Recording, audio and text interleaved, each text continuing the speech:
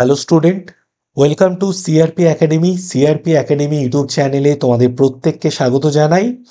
আজ থেকে রাত্রি 9টায় আমি জিকের প্র্যাকটিস সেশনের ক্লাস নেব। কোন কোন পরীক্ষাকে কেন্দ্র করে এই ক্লাস সেটা আমরা প্রথমে জেনে নিই। ওয়েস্ট বেঙ্গল পুলিশ এই পরীক্ষা, কলকাতা পুলিশ, ওয়েস্ট বেঙ্গল গভর্নমেন্টের ডব্লিউবিপিএসসি ক্লার্কশিপ আর ইন্ডিয়ান রেলওয়ের আরআরবির পরীক্ষাগুলোকে কেন্দ্র করে জিকের প্র্যাকটিস সেশনের ক্লাস আজ থেকে শুরু হচ্ছে। আর পরীক্ষাতে আমি যে কোশ্চেনগুলো করাচ্ছি সেই সমস্ত কোশ্চেন থেকে কিন্তু প্রায় হুবহু কমন পেয়ে যাবে। দেখো, ফার্স্ট কোশ্চেন, তীর্থঙ্কর শব্দটির সাথে যুক্ত, তীর্থঙ্কর শব্দটির সাথে কোন ধর্ম যুক্ত? তো তীর্থঙ্কর এই শব্দটির সঙ্গে জৈন ধর্ম যুক্ত। তো জৈন ধর্ম অপশন বি হয়ে যাবে আমাদের রাইট অ্যান্সার।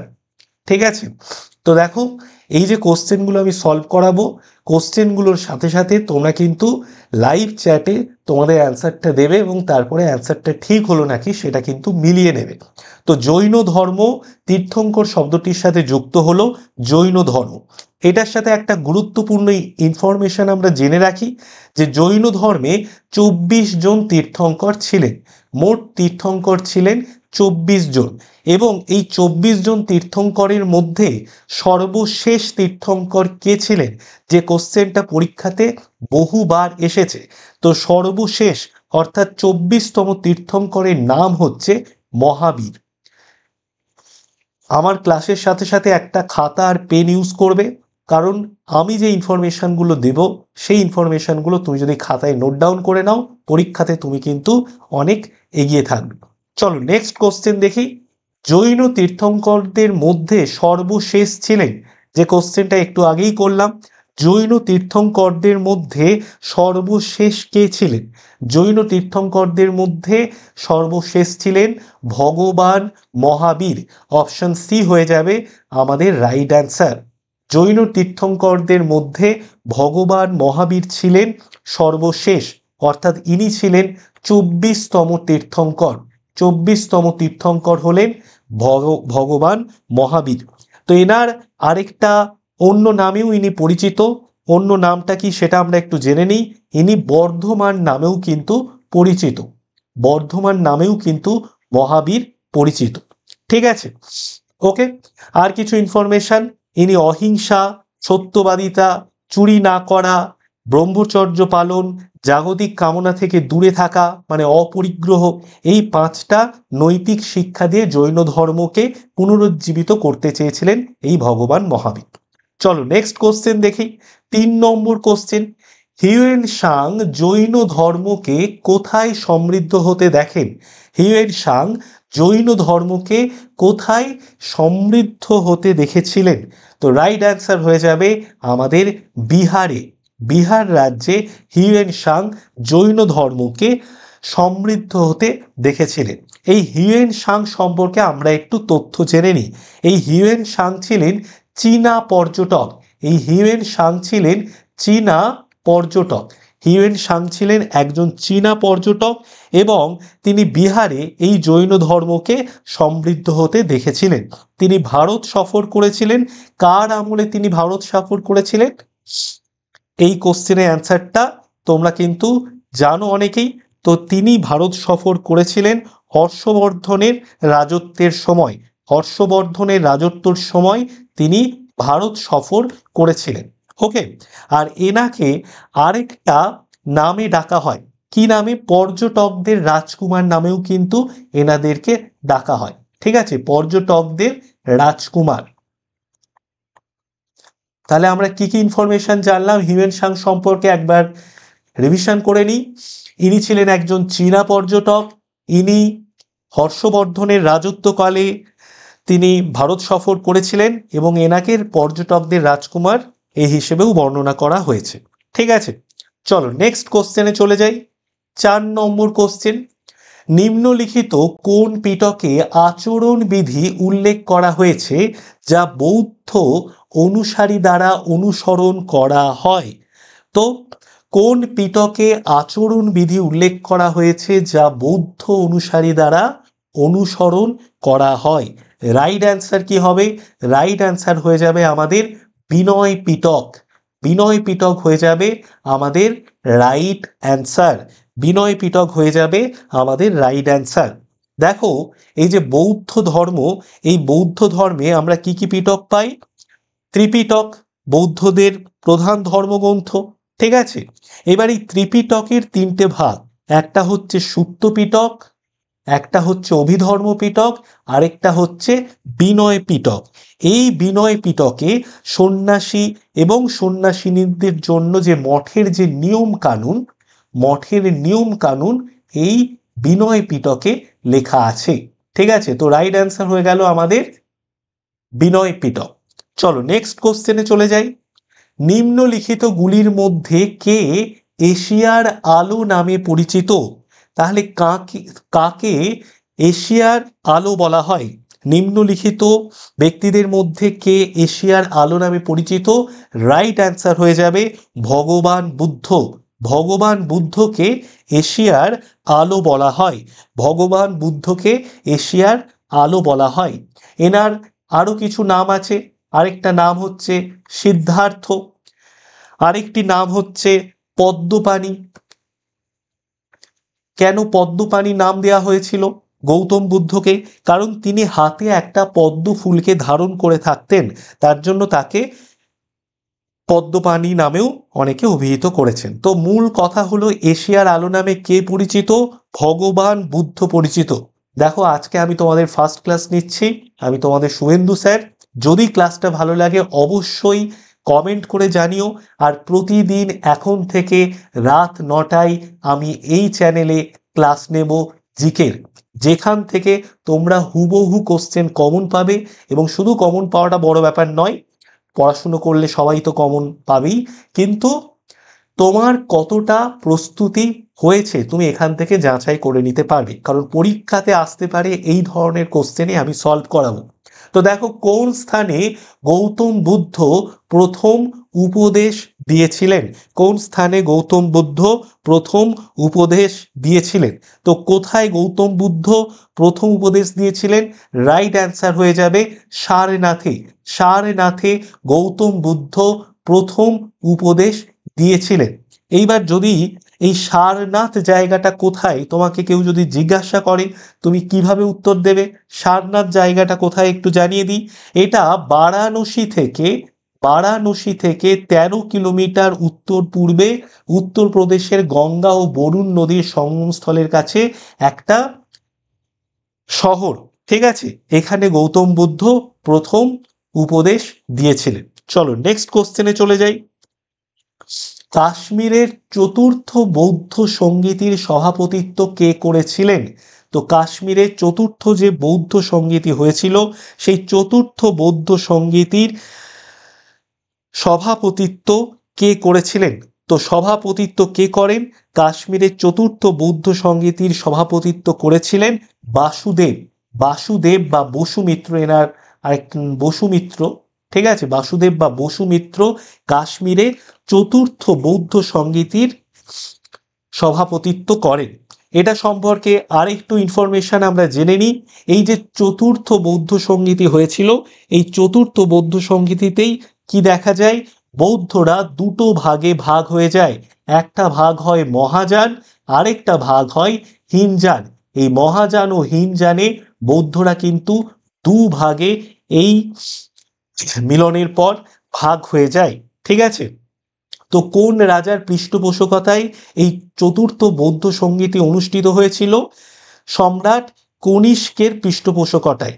রাজা কনিষ্কের পৃষ্ঠপোষকতায় এখানে কিন্তু এই চতুর্থ বৌদ্ধ সঙ্গীতিটা হয়েছিল। এবং এখানে বৌদ্ধরা মহাযান ও হীনযানে ভাগ হয়ে যায়। সভাপতি কে ছিলেন? সভাপতি ছিলেন বসুমিত্র বা বাসুদেব। চলো নেক্সট কোশ্চেনে চলে যাই। অশোক তার ছেলে মহেন্দ্রকে বৌদ্ধ ধর্ম প্রচারক হিসেবে কোথায় পাঠিয়েছিলেন? তো অশোক তার ছেলে মহেন্দ্রকে বৌদ্ধ ধর্ম প্রচারক হিসেবে কোথায় পাঠিয়েছিলেন? রাইট অ্যান্সার হয়ে যাবে অপশন এ, সিলন, যেটা বর্তমান শ্রীলঙ্কা, ঠিক আছে। তো রাইট অ্যান্সার হয়ে যাবে আমাদের সিলন। চলো নেক্সট কোশ্চেন দেখি। বৌদ্ধ যেখানে জ্ঞান লাভ করেছিলেন সেই স্থানটি উল্লেখ করো। তো বৌদ্ধ যেখানে জ্ঞান লাভ করেছিলেন সেই স্থানটার নাম কি? সেই স্থানটার নাম হচ্ছে বুদ্ধ গয়া। বুদ্ধ যেখানে জ্ঞান লাভ করেছিলেন সেই স্থানটার নাম হচ্ছে বুদ্ধ গয়া। তো রাইট অ্যান্সার হয়ে যাবে আমাদের বুদ্ধ গয়া। ঠিক আছে। নিরঞ্জনা নদীর তীরে এই জায়গাটা উরুভেলা নামে পরিচিত ছিল। এখানে গৌতম বুদ্ধ জ্ঞান লাভ করেছিলেন। চলো নেক্সট কোশ্চেন চলে যাই। হাতি গুম্ফা শিলালিপি নিম্নলিখিত কোন সম্রাটের সাথে সম্পর্কিত? হাতি গুম্ফা শিলালিপি নিম্নলিখিত কোন সম্রাটের সঙ্গে সম্পর্কিত? তো রাইট অ্যান্সার হয়ে যাবে আমাদের হাতি গুম্ফা শিলালিপি নিম্নলিখিত অপশন বি খারবেল। খারবেল সম্রাটের সঙ্গে সম্পর্কিত। ঠিক আছে। চলো নেক্সট কোশ্চেন দেখি। 11 নম্বর কোশ্চেন, কোন মুঘল সম্রাট 1717 সালে ব্রিটিশ ইস্ট ইন্ডিয়া কোম্পানিকে বাংলায় অবাধে বাণিজ্য করার জন্য একটি ফরমান জারি করেছিলেন? তো রাইট অ্যান্সার কি হবে? রাইট অ্যান্সার হচ্ছে আমাদের ফার্কুশিয়ার। ফার্কুশিয়ার 1717 সালে ব্রিটিশ ইস্ট ইন্ডিয়া কোম্পানিকে বাংলায় অবাধে বাণিজ্য করার জন্য একটি ফরমান দেন। কত টাকায়? বার্ষিক 3000 টাকায়। বার্ষিক 3000 টাকাতে এই ফরমান জারি করেছিলেন, যাতে ব্রিটিশ ইস্ট ইন্ডিয়া কোম্পানি অবাধে বাণিজ্য করার অনুমতি দেওয়া হয়েছিল। ঠিক আছে। এবং কত সালে এই ফরমানটা দেওয়া হয়েছিল? 1717 সালে। 1717 সালে। ঠিক আছে। চলো নেক্সট কোশ্চেন। গজনির সুলতান মাহমুদের ভারত বিজয়ের মূল উদ্দেশ্য কি ছিল? গজনির সুলতান মাহমুদের ভারত বিজয়ের মূল উদ্দেশ্য কি ছিল? মূল উদ্দেশ্য ছিল কিন্তু গজনির সুলতান মাহমুদের ভারত বিজয়ের মূল উদ্দেশ্য ছিল সম্পদকে অধিগ্রহণ করা। সম্পদকে অধিগ্রহণ করা অর্থাৎ লুট করা। এই গজনির সুলতান মাহমুদ সম্পর্কে আমরা একটু ইনফরমেশন জেনে নিই যে 1000 থেকে 1026 খ্রিস্টাব্দের মধ্যে, 1000 থেকে 1026 এডির মধ্যে এই গজনির সুলতান মাহমুদ 17 বার ভারত আক্রমণ করেছিলেন। 17 বার ভারত আক্রমণ করেছিলেন এবং ভারত অভিযান করে প্রচুর ধনসম্পত্তি লুট করেন এবং বিভিন্ন মন্দিরকে ধ্বংস করেন। ঠিক আছে। চলো নেক্সট কোশ্চেন চলে যাই। ইতিহাসবিদ শেওয়েল একটি বিস্তৃত সাম্রাজ্য শিরোনামে একটি বই লিখেছিলেন। সাম্রাজ্যটার নাম কি? তো ইতিহাসবিদ শেওয়েল একটি বিস্তৃত সাম্রাজ্য শিরোনামে একটি বই লিখেছিলেন। সেই সাম্রাজ্যটার নাম আমাদের জিজ্ঞেস করা হয়েছে। সেই সাম্রাজ্যটার নাম হচ্ছে বিজয়নগর সাম্রাজ্য। এটা একটু আনকমন কোশ্চেন। ঠিক আছে, খাতার মধ্যে লিখে রাখো যে বিজয়নগর সাম্রাজ্য, ইতিহাসবিদ শেওয়েল একটি বিস্তৃত সাম্রাজ্য শিরোনামে যে বইটা লিখেছেন সেই সাম্রাজ্যটার নাম হচ্ছে বিজয়নগর সাম্রাজ্য। এই বিজয়নগর সাম্রাজ্য কোথায় অবস্থিত ছিল? দক্ষিণ ভারতের দাক্ষিণাত্যের মালভূমি অঞ্চলে অবস্থিত ছিল এই বিজয়নগর সাম্রাজ্য। দক্ষিণ ভারতে দাক্ষিণাত্যের মালভূমি অঞ্চলে, ঠিক আছে, অবস্থিত ছিল এই বিশাল বিজয়নগর সাম্রাজ্য। এটা কত সালে কারা প্রতিষ্ঠা করেছিলেন? এটা 1336 সালে প্রতিষ্ঠা করেছিলেন। কারা প্রতিষ্ঠা করেছিলেন 1336 সালে? প্রথম হরিহর এবং তার ভাই প্রথম সঙ্গম রাজবংশের বুক্কা রায় এই বিজয়নগর সাম্রাজ্য প্রতিষ্ঠা করেছিলেন। চলো নেক্সট কোশ্চেনে চলে যাই। কোন রাজবংশের সুলতান দীর্ঘতম সময় ধরে দেশ শাসন করেছিলেন? কোন রাজবংশের সুলতান দীর্ঘতম সময় ধরে দেশ শাসন করেছিলেন? তো রাইট অ্যান্সার হয়ে যাবে আমাদের তুঘলক রাজবংশের সুলতান। ঠিক আছে, অপশন ডি তুঘলক রাজবংশ হয়ে যাবে আমাদের রাইট অ্যান্সার। চলো নেক্সট কোশ্চেন। মরক্কোর পর্যটক ইবন বতুতা কার রাজত্বকালে ভারত সফর করেন? মরক্কোর পর্যটক ইবন বতুতা কার রাজত্বকালে ভারত সফর করেছিলেন? রাইট অ্যান্সার হয়ে যাবে মোহাম্মদ বিন তুগলকের রাজত্বকালে ইবন বতুতা, যিনি মরক্কোর পর্যটক, এই ইবন বতুতা ভারত সফর করেছিলেন। ঠিক আছে, এইবার এই ইবন বতুতা একজন আফ্রিকান পর্যটক ছিলেন। ইনি ছিলেন একজন আফ্রিকান পর্যটক। ইনি ছিলেন একজন আফ্রিকান পর্যটক।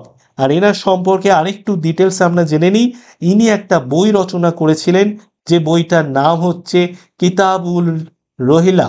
ঠিক আছে, কিতাব উল রহিলা, রহিলা বা রিহলা, অনেকে রিহলা বলে। ঠিক আছে, কিতাবুল রিহলা। ওকে, চলো নেক্সট কোশ্চেন চলে যাই। ক্লাসটা যদি ভালো লাগে অবশ্যই কিন্তু কমেন্টে জানাবে। ঠিক আছে, কারণ ফার্স্ট ক্লাস তোমাদেরকে আমি প্রোভাইড করছি। কেমন লাগছে তোমাদের রেসপন্সটাও আমার জানা দরকার। তোমাদের যদি কোনো রকম কোনো কিছু বলার থাকে অবশ্যই কিন্তু কমেন্টে বলবে। ঠিক আছে, সেইভাবে আমি কিন্তু ক্লাসটাকে আরো সুন্দরভাবে সাজিয়ে পরের দিন তোমাদের সামনে উপস্থাপন করব। চলো নেক্সট কোশ্চেন দেখি। দিল্লির সুলতান যিনি ভারতে তাল তৈরির ক্ষেত্রে সব থেকে বেশি ভূমিকা নিয়েছিলেন বলে খ্যাতি আছে, তিনি কে ছিলেন? দিল্লির সুলতান যিনি সব থেকে ভারতবর্ষে বেশি শাল শাল তৈরির ক্ষেত্রে সব থেকে বেশি গুরুত্বপূর্ণ ভূমিকা নিয়েছিলেন বলে খ্যাতি আছে, তার নাম কি? তার নাম হচ্ছে ফিরোজ শাহ তুগলক। ফিরোজ শাহ তুগলক হচ্ছে তার নাম। তো রাইট অ্যান্সার হয়ে যাবে ফিরোজ শাহ তুগলক। ফিরোজ শাহ তুগলক তিনি কিন্তু সব থেকে বেশি খাল তৈরি করেছিলেন বলে, মানে সেচ খাল আর কি, চাষের জন্য সেচ খাল, সেচ খাল চাষের জন্য নির্মাণ করেছিলেন বলে তার খ্যাতি আছে। ঠিক আছে, ফিরোজ তুগলক কর্তৃক প্রতিষ্ঠিত দার উল সাফা কি ছিল? ফিরোজ তুগলক কর্তৃক প্রতিষ্ঠিত দার উল সাফা এটি কি ছিল? এটি ছিল একটি বিনামূল্যে চিকিৎসার হাসপাতাল। এটি ছিল একটি বিনামূল্যে চিকিৎসার হাসপাতাল। তো অপশন বি হয়ে যাবে আমাদের রাইট অ্যান্সার। এই দার উল সাফা এটা কি? মূলত এটা একটা বিনামূল্যে চিকিৎসার হাসপাতাল, কিন্তু কোন চিকিৎসার হাসপাতাল? কোন চিকিৎসার হাসপাতাল এটা জেনে নাও। এটা হচ্ছে দাতব্য চিকিৎসার হাসপাতাল। দাতব্য চিকিৎসার হাসপাতাল। এবং শুধু হাসপাতাল নির্মাণ করার নয়, নির্মাণ করার পরবর্তীতে উনি এখানে কিন্তু উপযুক্ত ডক্টরসদেরকেও হচ্ছে নিয়োগ করেছিলেন। ওকে, চলো নেক্সট কোশ্চেন দেখি। নিচের কোনটি একজন বিপ্লবী ছিলেন এবং পরে যোগী এবং দার্শনিকে পরিণত হয়েছিলেন? নিচের কোন ব্যক্তি, ঠিক আছে, নিচের কোনটি, একটা ভুল বলা আছে কোশ্চেনে, নিচের কোন ব্যক্তি একজন বিপ্লবী ছিলেন পরে তিনি যোগী এবং দার্শনিকে পরিণত হন? বাল গঙ্গাধর তিলক, অরবিন্দ ঘোষ, লালা লাজপত রায়, আগারকার। তো রাইট অ্যান্সার আমরা সবাই জানি অরবিন্দ ঘোষ হয়ে যাবে রাইট অ্যান্সার। ইনি একদিকে বিপ্লবী ছিলেন এবং পরবর্তীতে ইনি যোগী এবং দার্শনিকে পরিণত হন। চলো নেক্সট কোশ্চেন দেখি। তোমরা কিন্তু কোশ্চেনগুলোর সাথে সাথে চ্যাট বক্সে তোমাদের অ্যান্সারগুলো কিন্তু কন্টিনিউ দিতে থাকবে। ঠিক আছে, চলো নেক্সট কোশ্চেন। নেক্সট কোশ্চেন হচ্ছে নিম্নলিখিত কোন প্রতিষ্ঠান মহাত্মা গান্ধী দ্বারা প্রতিষ্ঠিত হয়নি? তো কোন প্রতিষ্ঠান মহাত্মা গান্ধী দ্বারা প্রতিষ্ঠিত হয়নি সেটা আমাদের জানতে চেয়েছে। তো দেখো ফিনিক্স আশ্রম, এটা কিন্তু মহাত্মা গান্ধী প্রতিষ্ঠা করেছিলেন। এই ফিনিক্স আশ্রম মহাত্মা গান্ধী কোথায় প্রতিষ্ঠা করেছিলেন? দক্ষিণ আফ্রিকাতে।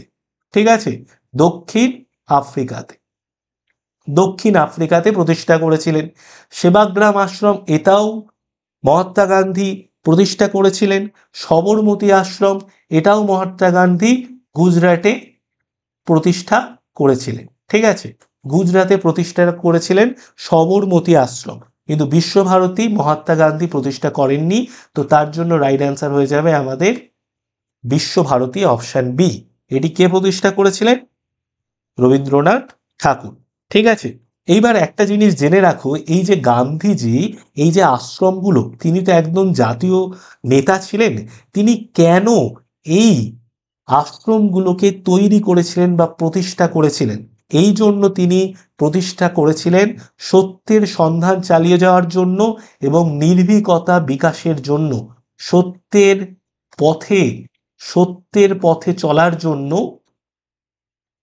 তিনি এই ধরনের আশ্রমকে তৈরি করেছিলেন, মানুষের যাতে বিকাশ হয় এবং মানুষ যাতে সত্যের পথে অটুট থাকে তার জন্য মহাত্মা গান্ধী এই আশ্রমগুলোকে তৈরি করেছেন। চলো নেক্সট কোশ্চেন দেখি। জৈন ধর্মের উদ্ভব যে জিনা শব্দটির অর্থ কি? তো দেখো এই যে জৈন ধর্ম, এই যে জৈন, এই যে শব্দটা, এই শব্দটার একটি সংস্কৃত শব্দ, যে শব্দটার নাম হচ্ছে জিনা। এই যে জিনা, এটা কিন্তু একটা সংস্কৃত শব্দ। এই সংস্কৃত শব্দ জিনা থেকে জৈন কথাটা এসেছে। এই যে জিনা, এই জিনা কথাটার অর্থ কি? কোশ্চেনের মধ্যে এটা জানতে চেয়েছে। তো এই জিনা কথাটার অর্থ হচ্ছে বিজয়ী। এই জিনা কথাটার অর্থ হচ্ছে বিজয়ী। ঠিক আছে, তো এই জিনা কথাটার অর্থ বিজয়ী, তাহলে এই জিনা কথাটার অর্থ কি দাঁড়াচ্ছে? জিতেন্দ্রীয়। ঠিক আছে, বা ইন্দ্রিয় বিজয়ী হয়ে যাবে আমাদের রাইট অ্যান্সার। ওকে, জৈন ধর্মের উদ্ভব, জিনা উদ্ভবের যে জিনা শব্দটি পাচ্ছি সেই জিনা শব্দটির অর্থ কি? একটু কোশ্চেনটা একটু গন্ডগোল আছে। ঠিক আছে, জৈন ধর্মের উদ্ভবে যে জিনা শব্দটিকে পাচ্ছি সেই জিনা শব্দটির অর্থ কি? এটা হলো মূল কোশ্চেন। সেই জিনা শব্দটির অর্থ হচ্ছে জিতেন্দ্রীয় বা ইন্দ্রিয় বিজয়ী। এই জিনা শব্দটি কোথা থেকে এসেছে? সংস্কৃত। সংস্কৃত শব্দ এই জিনা শব্দটি, যে শব্দটির অর্থ হচ্ছে বিজয়ী বা জিতেন্দ্রীয় বা ইন্দ্রিয় বিজয়ী। চলো নেক্সট কোশ্চেন দেখি। পবিত্র বৌদ্ধ সাহিত্যের সর্বশ্রেষ্ঠ বৌদ্ধ ভাষ্যকার কে ছিলেন? পবিত্র বৌদ্ধ সাহিত্যের সর্বশ্রেষ্ঠ বৌদ্ধ ভাষ্যকার কে ছিলেন, এটা আমাদের জানতে চেয়েছে। তো রাইট অ্যান্সার কি হবে? সর্বশ্রেষ্ঠ বৌদ্ধ ভাস্কর ছিলেন অশ্ব ঘোষ। অশ্ব ঘোষ ছিলেন সর্বশ্রেষ্ঠ বৌদ্ধ ভাষ্যকার। ঠিক আছে, তিনি প্রথম সংস্কৃত নাট্যকার বলে অনেকে মনে করেন এবং কালিদাসের আগে সর্বশ্রেষ্ঠ ভারতীয় কবি হিসেবে এই অশ্ব ঘোষকে কিন্তু বিবেচনা করা হয়। ওকে, চলো নেক্সট কোশ্চেন দেখি। অজন্তার চিত্রগুলিতে কার প্রভাব সিংহভাগ অংশ জুড়ে রয়েছে? অজন্তার চিত্রগুলিতে কার প্রভাব সিংহভাগ, সিংহভাগ মানে বেশিরভাগ অংশ জুড়ে রয়েছে? তো রাইট অ্যান্সার কি হবে? রাইট অ্যান্সার হয়ে যাবে আমাদের অপশন বি। বুদ্ধের ছবি কিন্তু আমরা এই অজন্তার গুহা চিত্রতে প্রচুর পরিমাণে দেখতে পাই। এই বুদ্ধের অতীত জীবন এবং পুনর্জন্মের যে চিত্রগুলো এই অজন্তার গুহা চিত্রে উপস্থাপন করা আছে। তাহলে কি কি? এক হচ্ছে বুদ্ধের অতীত জীবন,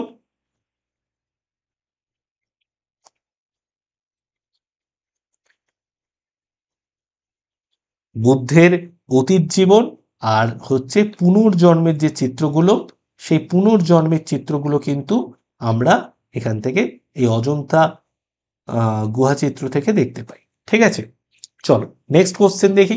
নিম্নলিখিত শাসকদের মধ্যে কে দ্বিতীয় বৌদ্ধ সঙ্গীতির আয়োজন করেছিলেন? চারটে বৌদ্ধ সঙ্গীতি হয়েছিল, তার মধ্যে দ্বিতীয় বৌদ্ধ সঙ্গীতির আয়োজন কে করেছিলেন? কোন সম্রাট করেছিলেন? কালাশোক ইনি দ্বিতীয় বৌদ্ধ সঙ্গীতির আয়োজন করেছিলেন। ঠিক আছে, তো এটা কত সালে আয়োজন করা হয়েছিল? 386 খ্রিস্টপূর্বাব্দে। ঠিক আছে, 386 বিসিতে, খ্রিস্টপূর্বাব্দে মানে বিসি, বিফোর ক্রাইস্ট। 386 খ্রিস্টপূর্বাব্দে কালাশোকের রাজত্বকালে এই দ্বিতীয় বৌদ্ধ সঙ্গীতিটা আয়োজন করা হয়েছিল। কোথায় আয়োজন করা হয়েছিল?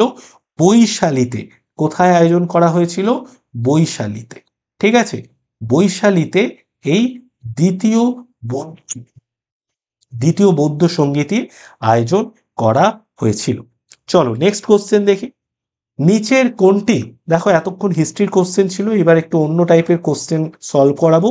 নিচের কোনটি বায়ুবাহিত রোগ? তো কোন রোগটি বায়ুবাহিত এটা আমাদের বলতে হবে। হাম, টাইফয়েড, গোলাপি চোখ। তো রাইট অ্যান্সার হয়ে যাবে হাম। হাম হচ্ছে একটি বায়ুবাহিত রোগ। হাম হচ্ছে একটি বায়ুবাহিত রোগ। শরীরের কোন অঙ্গ পিত্ত নামে পরিচিত একরকম তরল পদার্থ উৎপন্ন করে? তো শরীরের কোন অঙ্গ পিত্ত নামে পরিচিত একরকম তরল পদার্থ উৎপন্ন করে? লিভার। লিভার থেকে এই পিত্ত নামে পরিচিত এক রকমের তরল পদার্থ উৎপন্ন হয়। ঠিক আছে, চলো নেক্সট কোশ্চেন চলে যাই। নিম্নলিখিত হরমোনগুলির মধ্যে কোনটি স্টেরয়েড হরমোন? তো এই যে ইস্ট্রোজেন, গ্লুকাগন, ইনসুলিন, অক্সিটোসিন, এই হরমোনগুলোর মধ্যে কোনটি স্টেরয়েড হরমোন? ইস্ট্রোজেন হচ্ছে স্টেরয়েড হরমোন।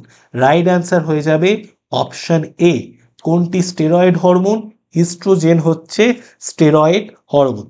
চলো নেক্সট কোশ্চেন, নিচের কোনটি লিভারের কাজ নয়?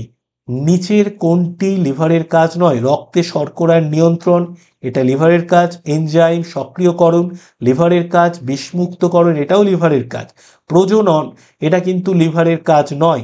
সুতরাং রাইট অ্যান্সার হয়ে যাবে আমাদের প্রজনন, এটা কোনোভাবেই লিভারের কাজ নয়। রাইট অ্যান্সার অপশন ডি, প্রজনন। ঠিক আছে, নেক্সট কোশ্চেন দেখি, মানুষের শরীরে ত্বকের কোন অংশে সর্বাধিক ঘাম গ্রন্থি রয়েছে? মানুষের শরীরে ত্বকের কোন অংশে সর্বাধিক সংখ্যক ঘাম গ্রন্থি রয়েছে? কপাল, বাহুবন্ধন, হাতের তালু, পিঠ। তো মানুষের শরীরে সব থেকে বেশি সংখ্যক ঘাম গ্রন্থি রয়েছে হাতের তালুতে। হাতের তালুতে সব থেকে বেশি ঘাম গ্রন্থি রয়েছে। তো রাইট অ্যান্সার হয়ে যাবে হাতের তালু। এখানে যদি হাতের তালু, তারপরে পায়ের তলা, এইগুলোতে সব থেকে বেশি ঘাম গ্রন্থি রয়েছে মানুষের শরীরে। ওকে, এখানে প্রায় কতগুলো ঘাম গ্রন্থি রয়েছে তোমাকে যদি জিজ্ঞেস করে কি, তুমি কি বলবে? 600 থেকে 700 ঘাম গ্রন্থি রয়েছে। ঠিক আছে, 600 থেকে 700 ঘাম গ্রন্থি এই হাতের তালু, পায়ের তলাতে রয়েছে। আর মানুষের ত্বকের মধ্যে কতগুলো ঘাম গ্রন্থি পাওয়া যায়?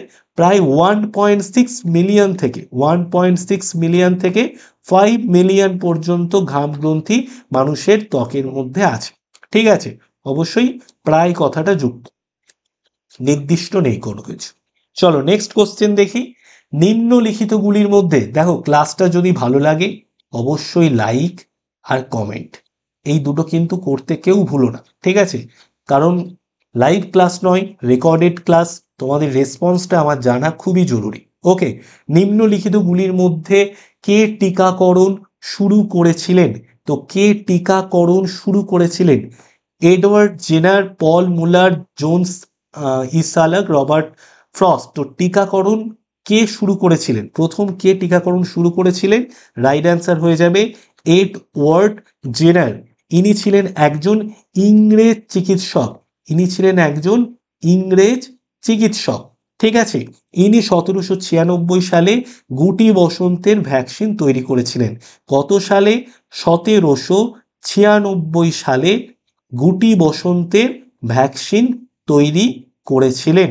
ঠিক আছে, গুটি বসন্তের ভ্যাকসিন তৈরি করেছিলেন।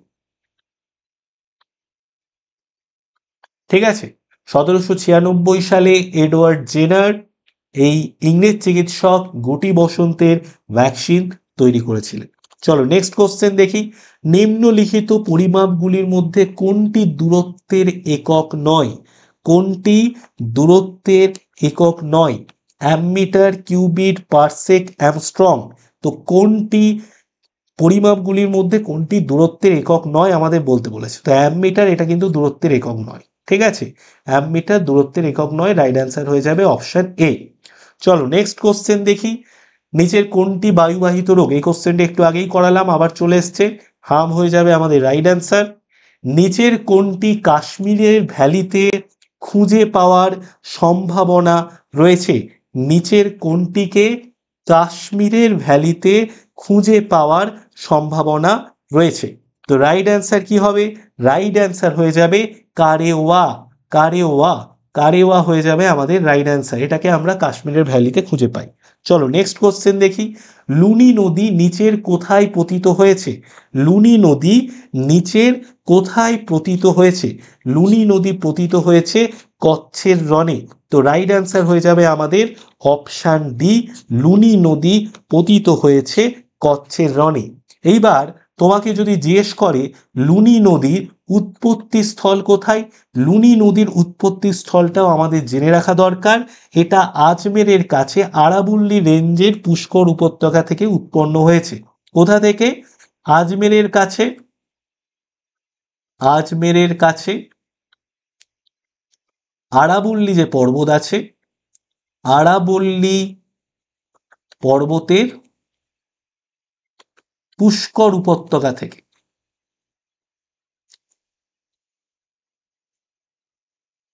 পুষ্কর উপত্যকা থেকে লুনি নদীর উৎপত্তি আর কচ্ছের রণে গিয়ে মিশেছে। আর লুনি নদীর দৈর্ঘ্য কত, এটাও কিন্তু পরীক্ষাতে আসে। 495 কিলোমিটার, 495 কিলোমিটার হচ্ছে লুনি নদীর দৈর্ঘ্য। ঠিক আছে, কোন রাজ্যের মধ্য দিয়ে বয়ে গেছে? রাজস্থান, লুনি নদী। চলো নেক্সট কোশ্চেন দেখি। ভারতের পতিত জমির সর্বাধিক অংশ কোন ভারতীয় রাজ্যের মধ্যে রয়েছে? ভারতীয় পতিত জমির সর্বাধিক অংশ কোন ভারতীয় রাজ্যের মধ্যে রয়েছে? রাইট অ্যান্সার হয়ে যাবে রাজস্থান। ঠিক আছে, রাজস্থানে ভারতের সর্বাধিক পতিত জমি রয়েছে। চলো নেক্সট কোশ্চেন দেখি। নিচের কোনটিতে সর্বাধিক দৈনন্দিন তাপমাত্রার পার্থক্য রয়েছে? তো মরুভূমি, পর্বতমালা, মালভূমি, মহাসাগর। তো সব থেকে বেশি দিন আর রাতের পার্থক্য মানে দৈনন্দিন তাপমাত্রার পার্থক্য আমরা কোথায় দেখতে পাই? মরুভূমিতে দেখতে পাই। তো রাইট অ্যান্সার হয়ে যাবে আমাদের মরুভূমি। মরুভূমিতে আমরা দৈনন্দিন তাপমাত্রার সর্বাধিক পার্থক্যকে দেখতে পাই। নেক্সট কোশ্চেন দেখো। ভারতের জাতীয় ক্রীড়া দিবস কবে পালিত হয়? ভারতের জাতীয় ক্রীড়া দিবস কবে পালিত হয়? 29 আগস্ট। 29 আগস্টে ভারতের জাতীয় ক্রীড়া দিবস পালন করা হয়। Next question. নিচের কোনটি পৃথিবীর বায়ুমণ্ডলে প্রাথমিক গ্রিন হাউস গ্যাস নয়? তো দেখো, যারা এতদূর অবধি ক্লাসটা করেছো, এই যে ক্লাসের এই যে কোশ্চেনটা, এই দুটো কোশ্চেন আমি হোমওয়ার্ক দেব, 37 আর 38। ঠিক আছে, এই কোশ্চেনটা হোমওয়ার্ক থাকলো। এই কোশ্চেনের অ্যান্সার অবশ্যই কমেন্টে তোমরা দেবে। ঠিক আছে, কমেন্টে অবশ্যই নিচের কোনটি পৃথিবীর বায়ুমণ্ডলে প্রাথমিক গ্রিনহাউস গ্যাস নয়, ঠিক আছে, এটার অ্যান্সার দেবে।